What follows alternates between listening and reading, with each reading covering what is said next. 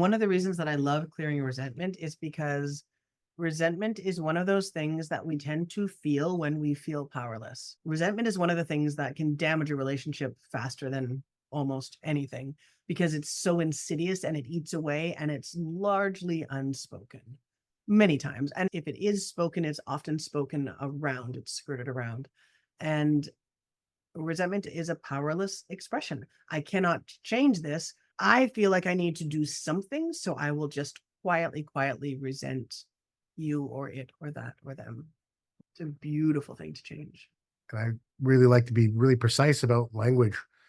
And um, it's a corny little way, and hopefully it'll be valuable to you. But it's a way that I've learned to work with and around resentment that is really simple and has proven itself to be quite purposeful. So there's a reason why the word resent or resentment, the root being resent, also sounds like the word recent.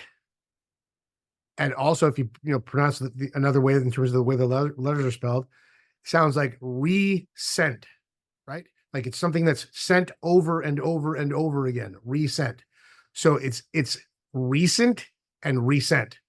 And what's valuable about thinking of it in that way, at least I've found in working with it for myself personally and my professional work, is that it tunes me in to what the message of the energy and the feeling of resentment actually is.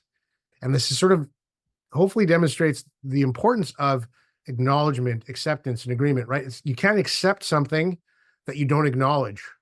You can't make a new agreement about something that you don't accept. So the information of and the feeling of resentment is an unpleasant thing to feel.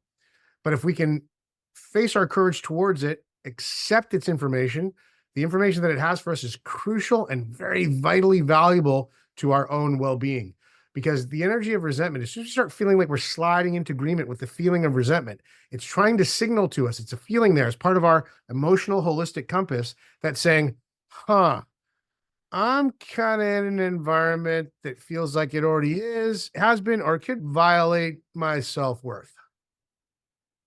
The maintenance of self-worth isn't only about stopping people from violating you in any overt way, like stopping controlling their action. Really, the maintenance of self-worth also includes, this is kind of the both eyes perspective of it, that you're allowed to take action on your own behalf to preserve your self-worth. Sometimes that's as simple as removing yourself from that environment, removing yourself from that interaction, removing yourself from that relationship. And I'm not trying to gloss over it and say that all of those things are simple or easy, but in the recognition of remembering that that's what the power of your awareness and choice also reminds you to give yourself permission and possibility for, all of a sudden the prospect of acknowledging and accepting that, yeah, I'm starting to feel a little resentful here, doesn't become something that you're as afraid to deal with and handle, because it's just your system, your emotional compass telling you whether it's true or not in the environment. You're not trying to blame anybody or prove any case against anyone.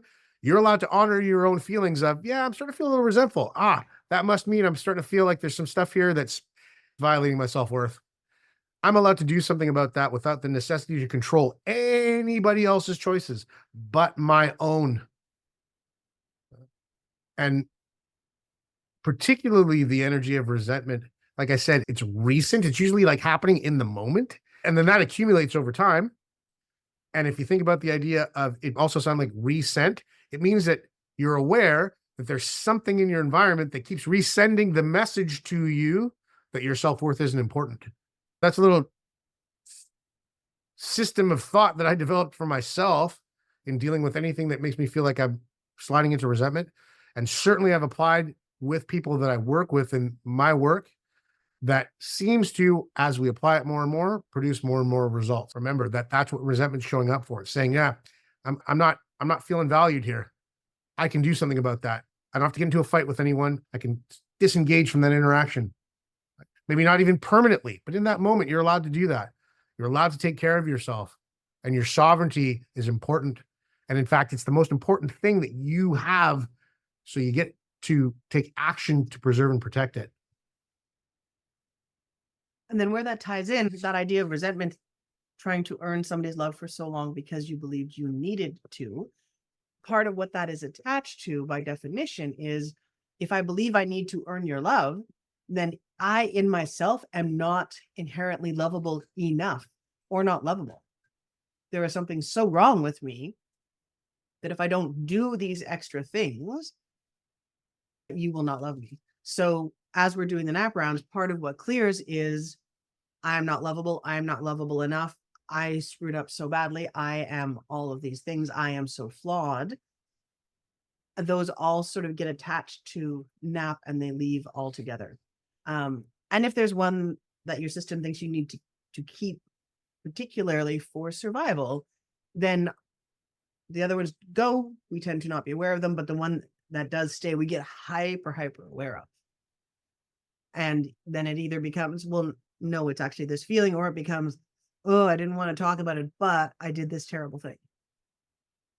Right? I did this terrible thing and I punched a tree. I don't know. I'm making stuff up that won't hopefully trigger anybody. Tree puncher. And therefore, that person is right to not love me. One of my best interactions with a small child was in a large store, and this kid had washed her hands and then went over and just grabbed like 6 or 8 paper towels. And I don't know if it was the mom or the caregiver, went over and said, honey, we don't need to have that many paper towels. What do we say to Brother Tree? And the kid went, sorry, Brother Tree. And she said, and sorry, Mother Earth. And there was this lovely moment, but this kid was so like, I know the drill. But in that moment, their self-worth wasn't impinged upon. They were just like, okay, I forgot we're supposed to do this thing this way. When we aren't raised by people who are resourced enough to let us know the difference between, oh, we don't want to do that for this reason, and you are bad, you are wrong, that's when stuff gets lodged.